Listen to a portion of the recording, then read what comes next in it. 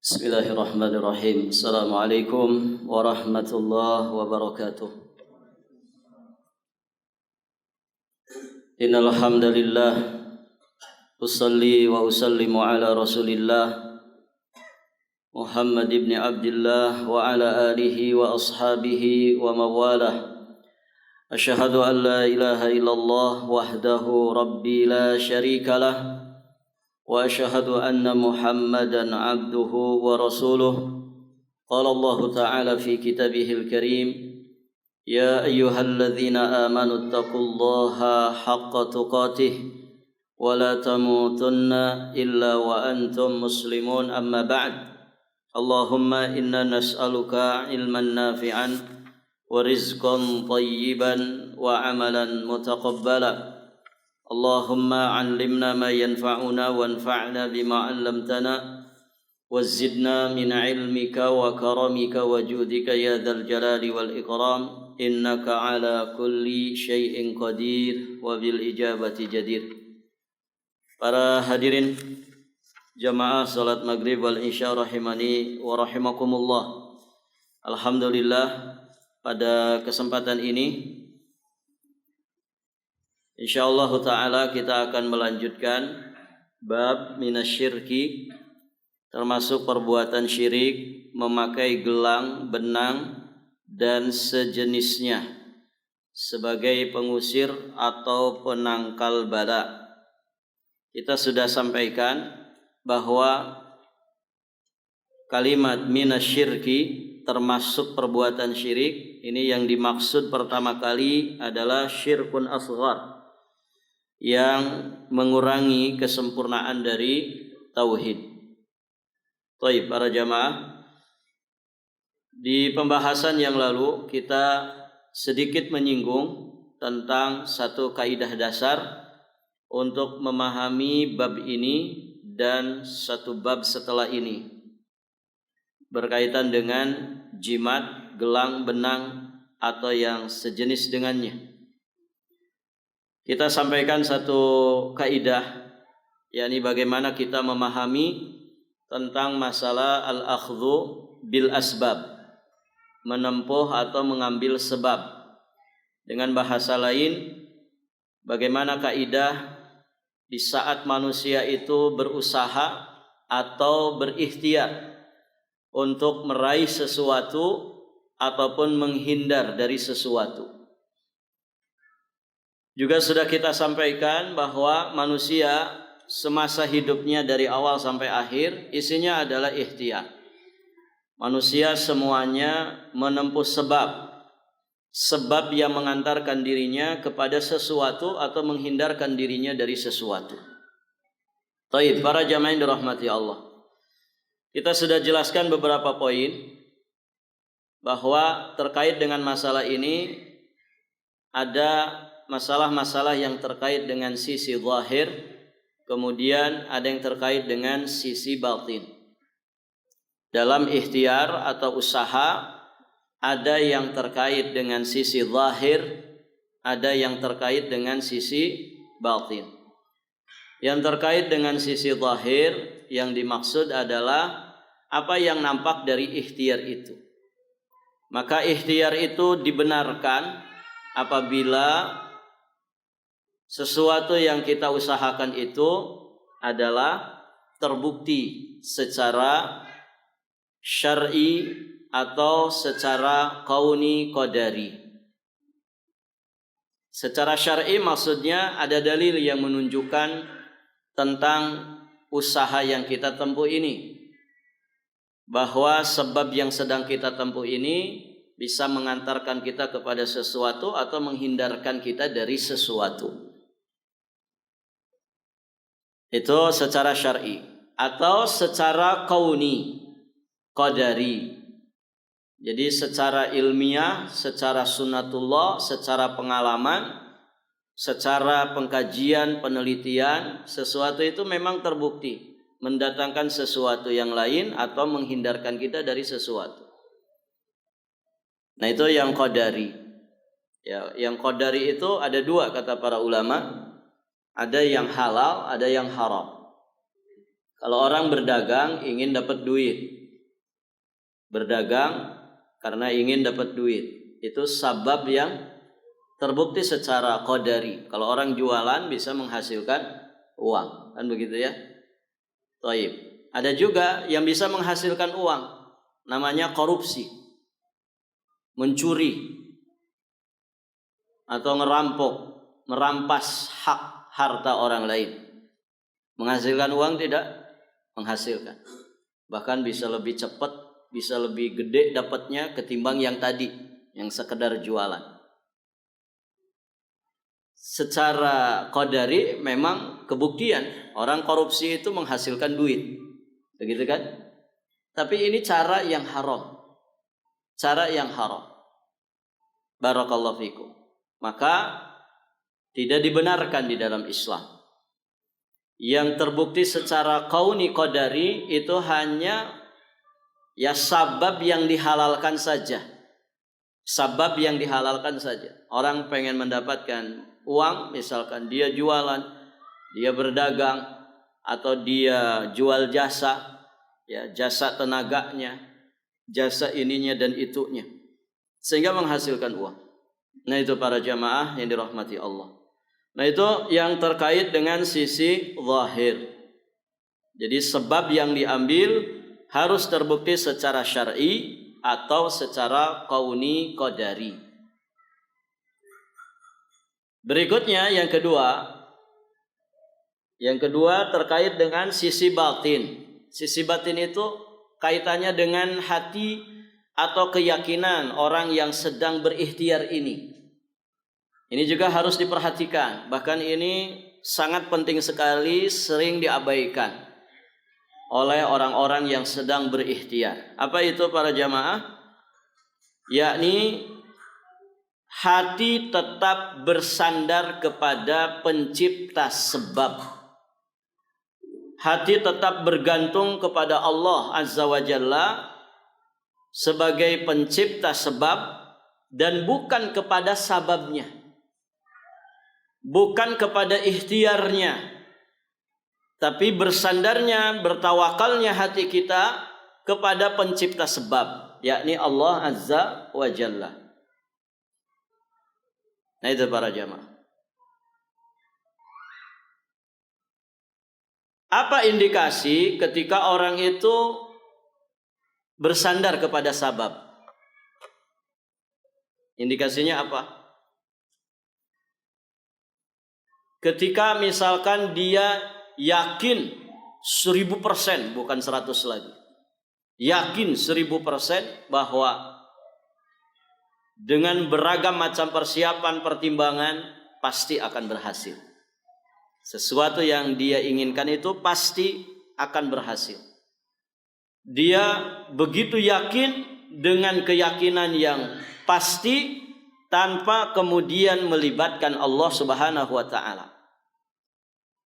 Nah ini ada indikasi berarti pada dirinya bahwa dia bersandar kepada sabab atau kepada ikhtiarnya. Ketika orang merasa pasti akan berhasil setelah memperhitungkan segala sesuatu dan juga kemungkinan yang akan terjadi. Padahal para jamaah, wa ma tasyauna illa ayyasha Allah Rabbul Alamin. Apa yang kita kehendaki itu sesungguhnya semua di bawah kehendak Allah. Makanya senantiasa kita melibatkan Allah. Insya Allah dengan perhitungan ini, dengan persiapan matang ini, insya Allah kita akan berhasil, kita akan sukses. Begitu. Kalau kemudian tanpa ada penyandaran kepada Allah Subhanahu wa taala, dia memastikan pasti, pokoknya pasti tidak akan meleset. Nah, ini gambaran bahwa hatinya bersandar kepada ikhtiarnya itu. Dia melupakan Allah Subhanahu wa taala. Dan ini bahaya, nanti kita jelaskan hukumnya. Kalau yang ini tidak ada, itu bagaimana hukumnya? Kemudian para jamaah yang dirahmati Allah, indikasi yang lain Seseorang merasa kecewa berat, ya, ketika dia merasa sudah menempuh ikhtiar, menempuh sabab yang tertinggi, sabab yang terbesar, sabab yang paling kuat, tapi ternyata tidak berhasil. Merasa kecewa berat. Nyesel saya. Oh, kok bisa begini ya? Padahal saya sudah keluar duit banyak. Katanya rumah sakitnya modern, katanya obatnya mujarab, katanya dokternya ya super spesialis. Kenapa saya tidak sembuh juga? Begitu. Ada kekecewaan yang begitu berat. Ya. Akhirnya rumah sakitnya disalahkan, dokter spesialisnya disalahkan, obatnya disalahkan. Begitu. Ada kekecewaan yang begitu berat. Di saat dia tidak mendapatkan sesuatu yang dia harapkan setelah dia ikhtiar maksimal. Nah, kekecewaannya inilah para jamaah, itu indikasi, oh berarti hati kita ini bersandar kepada sebab, bukan kepada pencipta sebab. Kalau orang bersandar kepada pencipta sebab, ketika dia tidak berhasil, padahal sudah ikhtiar maksimal, maka dia akan mengikatkan, bertawakal, ya, mengikatkan hatinya kepada Allah Subhanahu wa taala, bertawakal kepada Allah. Hasbunallah wa ni'mal wakil. Inna lillahi wa inna ilaihi raji'un. Qaddarallah wa ma syaa fa'ala. La haula wa la quwata illa billah. Dan dengan itu hatinya tetap lapang. Hatinya tetap lapang. Baik, para jamaah yang dirahmati Allah. Nah itu ya, indikasi bahwa hati kita itu bersandar kepada sabab. Yang ketiga apa kemarin? Apa Ikhwan? Terkait dengan sisi batin ketika menempuh sebab atau ketika berikhtiar. Ada yang masih ingat? Apa Ikhwan?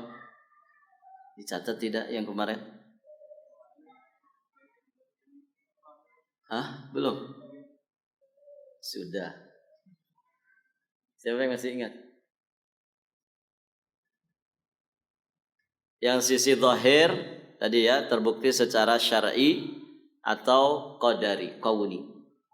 Kemudian dari sisi batin tadi ya, hati ini tetap bergantung kepada Allah sebagai pencipta sebab, bukan kepada sababnya. Ada satu lagi.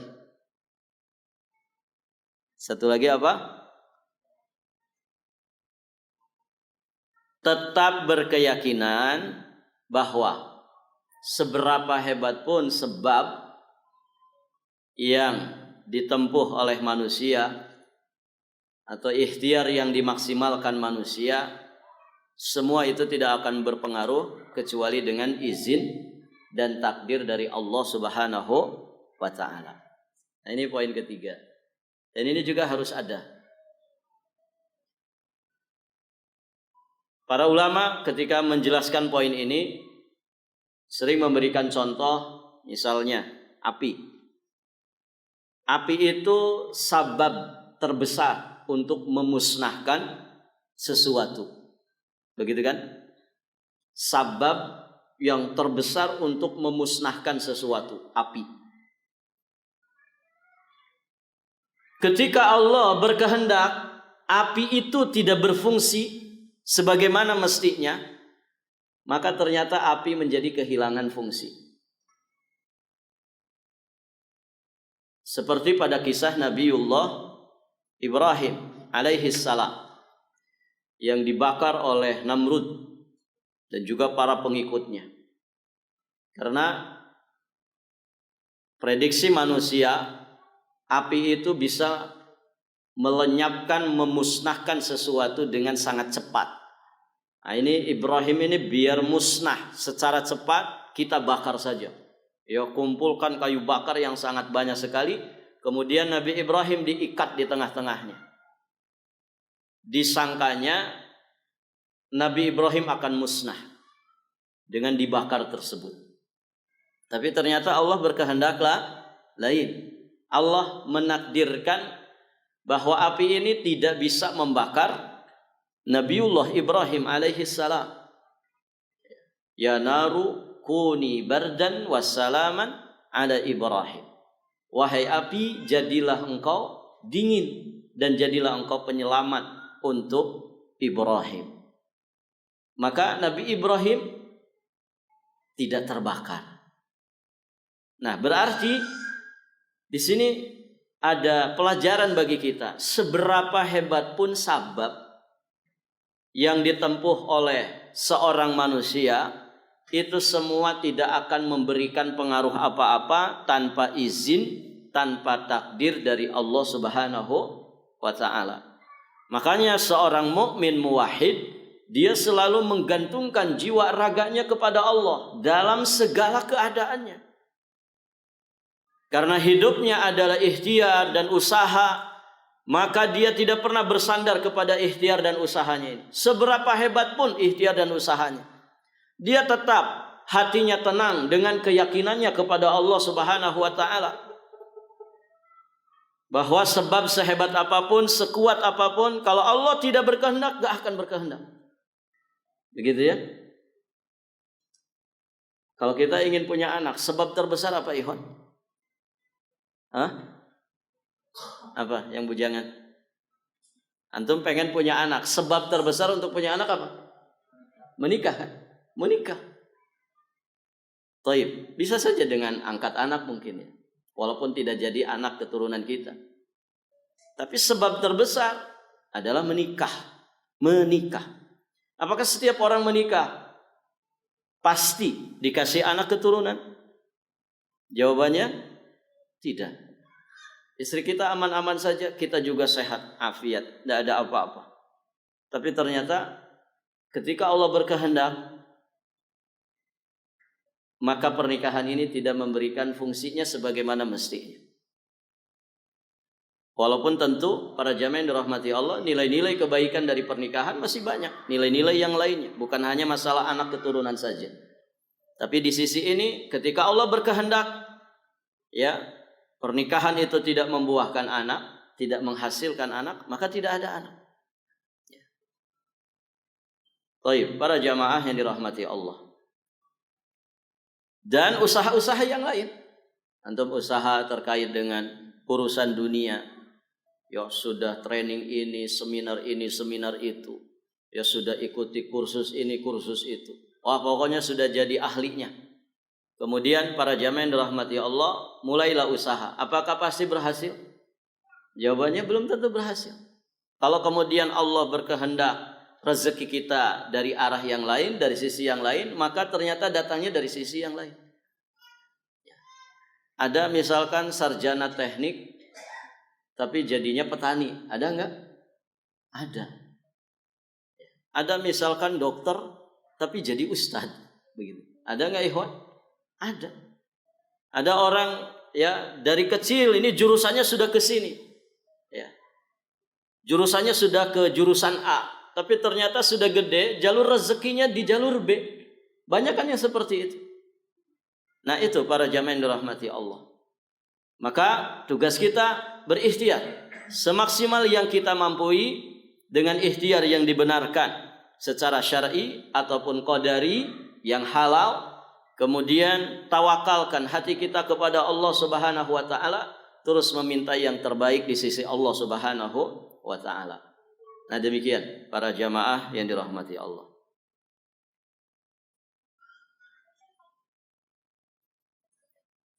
Itu ya, terkait dengan al-akhdhu bil asbab. Semoga bisa dipahami dan nanti itu akan memudahkan kita di dalam memahami bab ini dan juga bab setelahnya tentang masalah jima. Baik para jamaah, kita akan lanjutkan membahas firman Allah di surat Az-Zumar ayat 38 yang menjadi dalil pertama yang beliau cantumkan di bab ini. Allah Subhanahu wa ta'ala berfirman, "Wala in sa'altahum man khalaqas samawati wal arda la yaqulunna Allah qul afara'aytum ma tad'una min dunillah In aradani Allahu bidurrin hal hunna kashifatu durri aw aradani birahmatin hal hunna mumsikatu rahmatih qul hasbi Allah alaihi yatawakkalul mutawakkilun. Artinya, dan sungguh jika kamu bertanya kepada mereka, siapakah yang menciptakan langit dan bumi? Baik, para jamaah yang dirahmati Allah, siapakah yang menciptakan langit dan bumi? Niscaya mereka menjawab Allah. Katakanlah, maka terangkanlah kepadaku tentang apa yang kamu seru selain Allah. Jika Allah hendak mendatangkan kemadaratan kepadaku, apakah berhala-berhalamu itu dapat menghilangkan kemadaratan itu? Ataukah jika Allah hendak memberi rahmat kepadaku, apakah mereka dapat menahan rahmatnya? Katakanlah, cukuplah Allah bagiku, kepadanya lah bertawakalnya orang-orang yang berserah diri. Para jamaah sekalian yang dirahmati Allah, perhatikan ayat ini. Di dalam ayat ini Allah Subhanahu wa taala memerintahkan nabinya Muhammad sallallahu alaihi wasallam untuk mengingkari peribadatan berhala yang dilakukan oleh musyrikin Quraisy. Berhala-berhala yang lemah itu ditegaskan oleh Allah di dalam ayat ini, mereka tidak mampu menghilangkan bala yang menimpa seseorang. Mereka juga tidak mampu untuk menahan nikmat yang turun kepada seseorang. Kemudian Allah juga memerintahkan nabinya di sini untuk menyerahkan segala urusannya hanya kepada Allah Subhanahu wa taala. Qul hasbiyallah alaihi yatawakkalu al-mutawakkilun.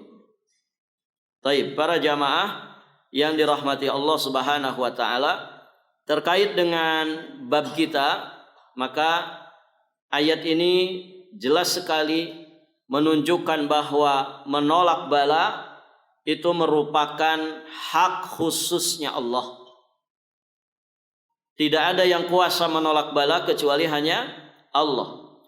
Oleh karena itu, memintanya kepada selain Allah ini termasuk perbuatan syirik.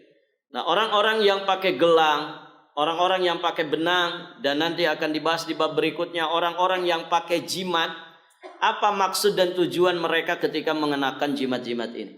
Jawabannya pasti ini sebagai tolak bala. Benang ini untuk nolak penyakit. Benang ini untuk nolak segala sesuatu yang bahaya. Ya. Pegangan kata orang. Ini pegangan. Ya, ini sandaran. Barakallahu fikum. Padahal dari ayat ini jelas sekali bahwa tidak ada yang kuasa untuk menahan nikmat, tidak ada kuasa untuk kemudian menghilangkan madarat kecuali hanya Allah Subhanahu wa taala. Adapun berhala-berhala itu nggak bisa. Mereka benda mati. Para jamaah yang dirahmati Allah, melindungi dirinya sendiri saja tidak mampu. Baik. Maka dengan demikian minasyirki, termasuk dari bagian kesyirikan ketika orang meminta dalam masalah tolak bala kepada selain Allah Subhanahu wa taala. Dari ayat yang mulia ini kita juga bisa mengambil pelajaran tentang wajibnya nahi mungkar. Wajibnya mencegah kemungkaran sesuai dengan kapasitas kita masing-masing. Kalau kita punya kuasa, maka tentu lebih leluasa kita mengingkari kemungkaran. Misalkan kita sebagai kepala rumah tangga tentu punya keleluasaan untuk nahi mungkar terhadap istri kita, nahi mungkar terhadap anak-anak kita yang di bawah kuasa dan pimpinan kita. Baik, para jamaah. Intinya nahi mungkar ini kewajiban atas setiap muslim. Dan minim-minimnya nahi mungkar dengan apa? Dengan hati, ya. Merubah kemungkaran itu minim-minimnya dengan hati. Artinya ada kebencian di dalam hati ketika melihat kemungkaran. Walaupun mungkin kita tidak kuasa untuk nahi mungkar dengan lisan, nahi mungkar dengan tangan dan juga kekuasaan kita. Bisanya dengan hati, maka kewajiban nahi mungkar dengan hati, taghyirul mungkar dengan hati, ini kewajiban yang tidak bisa gugur dalam kondisi apapun. Kalau dengan lisan bisa gugur ketika kita misalkan tidak punya kemampuan dengan lisan. Dengan tangan kita juga bisa gugur kewajiban ini di saat kita tidak memiliki kemampuan ingkarul mungkar atau taghyirul mungkar dengan tangan kita. Tapi dengan hati, ini kewajiban yang tidak bisa gugur dalam kondisi apapun. Wadzalika adhaful iman. Dan itu selemah-lemahnya iman. Artinya paling tidak mukmin itu ya taghyirul mungkarnya adalah dengan hati. Kemudian para jamaah yang dirahmati Allah, dari ayat ini juga menjelaskan tentang batilnya penyembahan berhala. Dzalika bi annallaha huwal haq wa anna ma yad'una min dunihil batil. Apa yang diseru disembah selain Allah semuanya adalah batil. Ilah-ilah, sesembahan-sesembahan yang disembah selain Allah semuanya adalah sesembahan yang batil. Sesembahan yang hak hanyalah Allah Subhanahu wa taala. Kemudian para jamaah yang dirahmati Allah, di sini juga sebagaimana tadi kita sampaikan bahwa menghilangkan bala dan mendatangkan keberuntungan ini hak mutlak milik Allah Subhanahu wa taala. Maka kan kita diajari ya meminta segala sesuatu yang bermanfaat kepada Allah, kemudian berlindung kepada Allah dari segala sesuatu yang madharah. Doanya banyak sekali. Kita diajari oleh Allah dan Rasulnya. Kita mengenal ya doa Rabbana atina fid dunya hasanah wa fil akhirati hasanah wa qina adzabannar. Perhatikan di sini ada dua, minta manfaat dunia dan akhirat, kemudian meminta perlindungan supaya terhindar dari bala di akhirat. Ya. Kemudian para jamaah dirahmati Allah, semisal doa kita meminta perlindungan, Allahumma inni a'udzubika minal ajzi wal kasal wal jubni wal bukhli wal harami ya wa dhala'id dain wa ghalabatir rijal. Ya, ini doa-doa perlindungan, meminta perlindungan kepada Allah. Jadi doa itu isinya memohon atau permintaan, yang kedua adalah meminta perlindungan. Kita meminta segala sesuatu yang manfaat untuk lahir dan batin kita, dunia dan juga akhirat kita. Kita juga berlindung kepada Allah dari segala sesuatu yang madharat untuk lahir dan batin kita, untuk dunia, agama dan juga akhirat kita. Nah, ini semua diajarkan oleh Allah Subhanahu wa taala dan juga Rasulnya. Karena hidup manusia ya begitu, cari nikmat menghindar dari sengsara, kan begitu. Cari yang untung menghindar dari yang buntung. Itu hidup manusia, cari yang enak menghindar dari yang tidak enak. Maka para jamaah yang dirahmati Allah, itu semua konsepnya harus dengan bimbingan Allah Subhanahu wa taala dan Rasulnya. Jangan maunya kita, yang penting untung, gitu ya. Untungnya konsep siapa? Kalau untungnya konsep manusia, maka dia akan menghalalkan segala macam cara. Berikutnya para jamaah yang dirahmati Allah, di penghujung ayat Allah Subhanahu wa taala mengingatkan ya tentang kewajiban bertawakal. Alaihi yatawakkalu almutawakkilun. Alaihi, ya alaihinya dikedepankan. Ya dalam kaidah bahasa, sesuatu yang haknya di belakang kok dikedepankan. Alaihi ini jar dan majrur biasanya ada di belakang. Nah, ketika dikedepankan ini yufidul hasr. Yufidul hasr, ya memberikan faidah pembatasan bahwa tidak ada yang kita tawakali ya dengan segenap jiwa dan raga kita dalam ya kehidupan ini kecuali hanya Allah Subhanahu wa taala. Baik, para jamaah yang dirahmati Allah, sampai di sini dulu pembahasan kita. Insyaallah taala nanti kita lanjutkan di dalil berikutnya. Ada riwayat dari Imran bin Husain radhiyallahu taala anhu. Ini kita bahas di kesempatan berikutnya biidznillah taala. Baik. Berapa menit lagi? 19 lebih 28. Iya. 19 lebih 28. Berarti 10 menit lagi. Baik, kita buka sesi tanya jawab. Jika ada pertanyaan sebelum ditutup, dipersilahkan.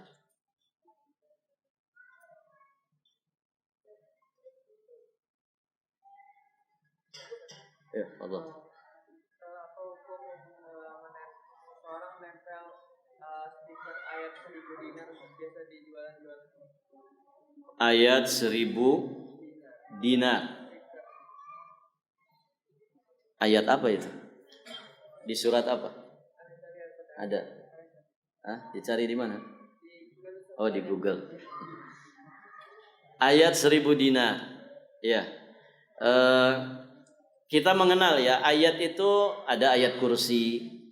Itu ya, yang jelas-jelas. Ada ayat apa lagi, ikhwan? Kalau ayat kursi itu apa? Ayat 255 di surat Al-Baqarah. Nah, itu penamaannya dengan ayatul kursi itu sesuai dengan syariat. Karena syariat menyebutnya ayatul kursi. Atau para ulama menyebutkan misalkan ayatul mihnah. Ayatul mihnah. Ayat ujian. Ayat ujian. Qul in kuntum tuhibbunallah fattabi'uni yuhibbukumullah wa yaghfir lakum dzunubakum. Nah, ini ayatul mihnah yang menjadi barometer, yang menjadi ujian bagi jujur dan tidaknya iman seseorang atau kecintaan seseorang kepada Allah Subhanahu wa taala. Ada juga ayat yang disebut oleh para ulama arja'ayah, ya, arja'ayah, ya, arja'ayah fil Quran. Ayat yang paling memberikan harapan besar di dalam Al-Qur'anul Karim, yakni di surat Az-Zumar. Innallaha yaghfirudz dzunuba jami'an. Sesungguhnya Allah itu mengampuni seluruh dosa. Ya. Nah, itu para jamaah. Ada memang ayat-ayat yang kemudian dikenal di kalangan para ulama dengan istilah-istilah dan nama-nama tertentu. Nah, di sini ditanyakan adalah ayat 1000 dinar.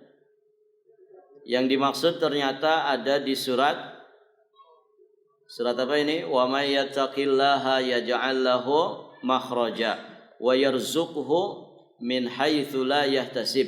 Wa may yatawakkal 'ala Allah fa huwa hasbuh. Innallaha balighu amri. Qad ja'alallahu likulli syai'in qadra. Barang siapa yang bertakwa kepada Allah, Allah akan menjadikan baginya jalan keluar dari permasalahannya, dan Allah akan memberikan rezeki kepadanya dari jalan yang tidak disangka-sangka. Siapa yang bertawakal kepada Allah, maka Allah lah yang akan mencukupi dirinya. Innallaha balighu amri qad ja'alallahu likulli syai'in qadra. Ini katanya yang dimaksud dengan ayat 1000 dinar. Barakallahu fikum.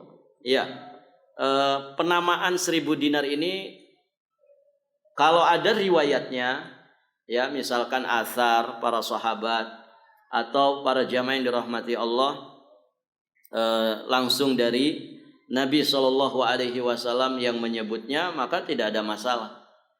Cuman ya, Allahu a'lam, saya tidak tahu kalau ada orang menyebut ayat ini dengan sebutan ayat 1000 dinar, itu sumber pengambilannya dari mana? Penamaan ayat ini dengan ayat 1000 dinar itu diambil dari apa?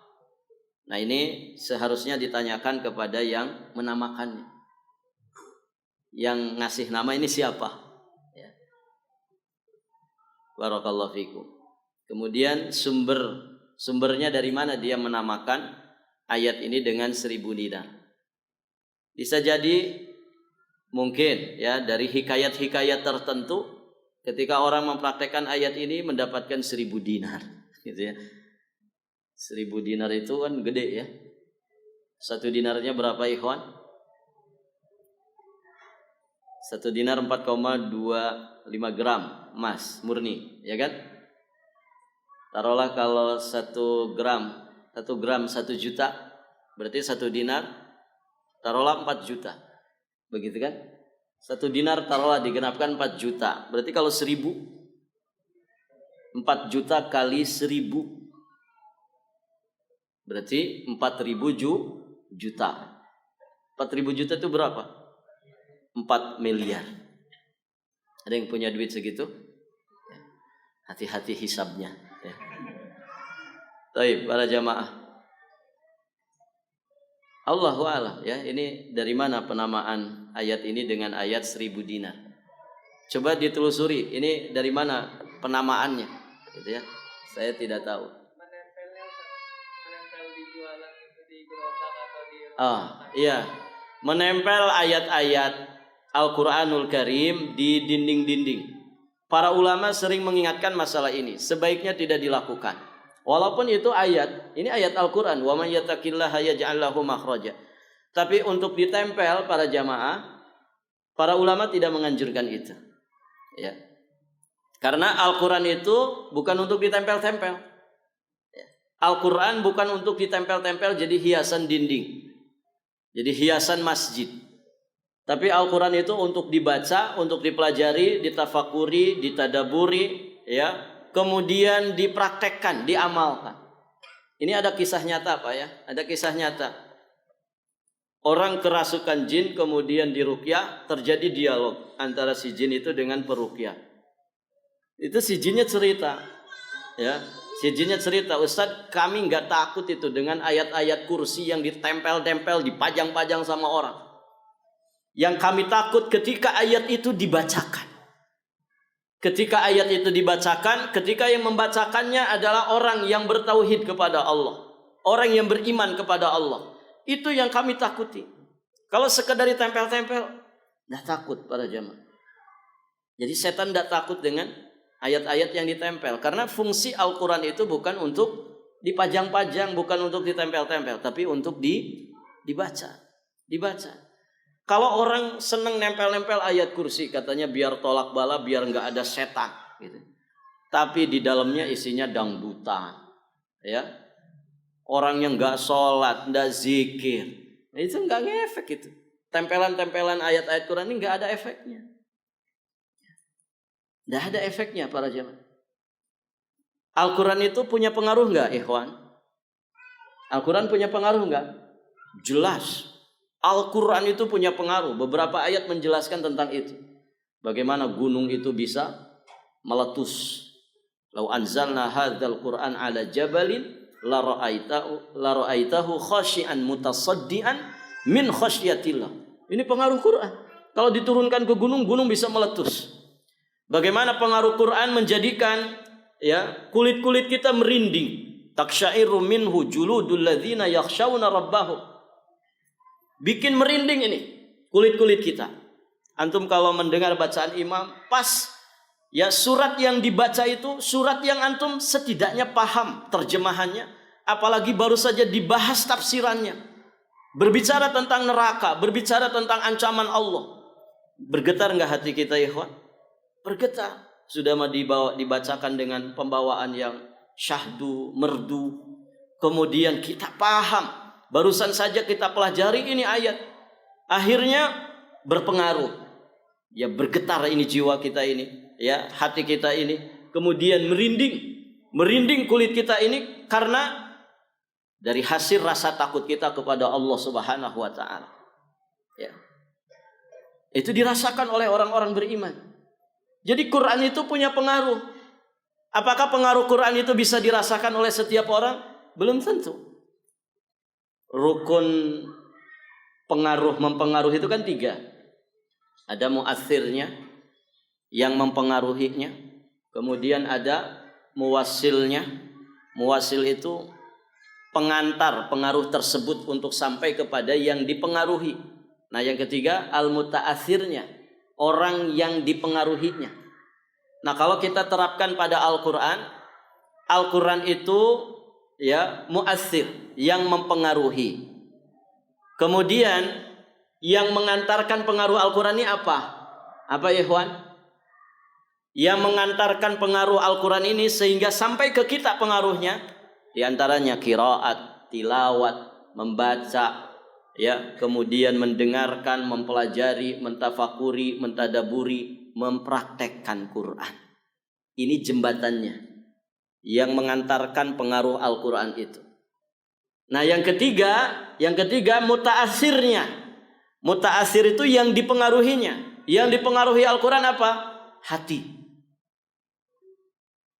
Pengaruh Al-Quran itu, pengaruh terbaiknya harus sampai ke hati kita. Nah, ini tiga-tiganya menjadi rukun dari pengaruh. Pengaruh apapun para jamaah. Termasuk Al-Quran. Al-Quran itu yang memberikan pengaruh.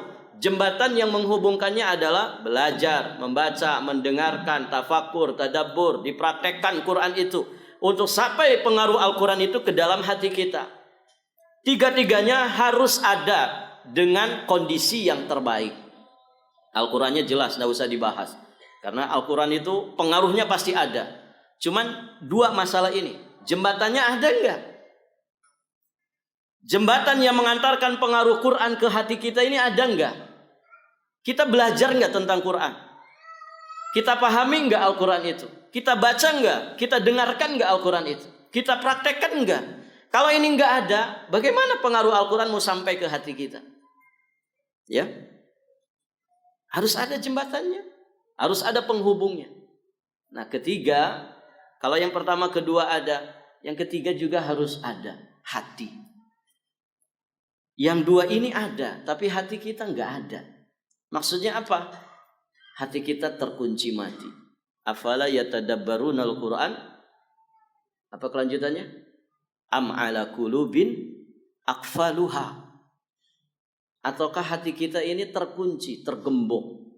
Nah, kalau hati kita terkunci, ya kita mau belajar Al-Quran mau sehebat apapun, hafal Quran 30 juz kan? Kalau hati kita ini terkunci para jamaah, ini pengaruh Al-Quran nggak bisa masuk. Pernah dengar pengampu tahfiz mencabuli santriwatinya? Nah itu. Dia ada Al-Qurannya. Kemudian jembatan pengaruh untuk mengantarkan pengaruh Al-Quran ini ada. Oh, dia guru tahfiz kok. Ya, artinya hafal Quran, dia pasti sering membaca, dia mungkin belajar tafsirnya, tajwidnya, tahsinnya. Tapi hatinya rusak. Ya, hatinya dipenuhi dengan kotoran, dosa, maksiat, terkunci. Tidak bisa masuk itu. Maka kita harus punya hati yang bersih, terbuka lebar untuk menerima segala kebaikan. Itulah qalbun salim. Nah, itu para jamaah yang dirahmati Allah. Nah, sekarang Al-Quran ini apa efeknya? Kalau cuma dipajang-pajang, tidak ada efeknya. Tidak akan memberikan pengaruh terbaiknya kepada hati kita, kepada orang-orang yang ada di sekitar kita, kepada rumah kita.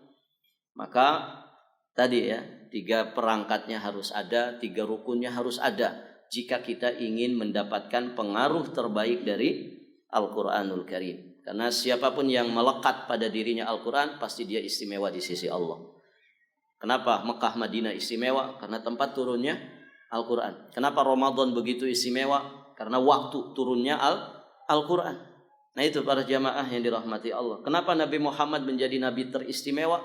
Karena beliau menerima wahyu Quran. Kenapa Jibril menjadi malaikat teristimewa? Karena beliau ya menyampaikan wahyu Al-Quran kepada Nabi Muhammad. Nah, demikian. Maka ya kita mesti punya 3 perangkat tadi untuk mendapatkan yang terbaik dari Al-Quranul Karim. Barakallahu fikum. Akhiru da'wana alhamdulillahi rabbil alamin. Wassalamualaikum warahmatullahi wabarakatuh.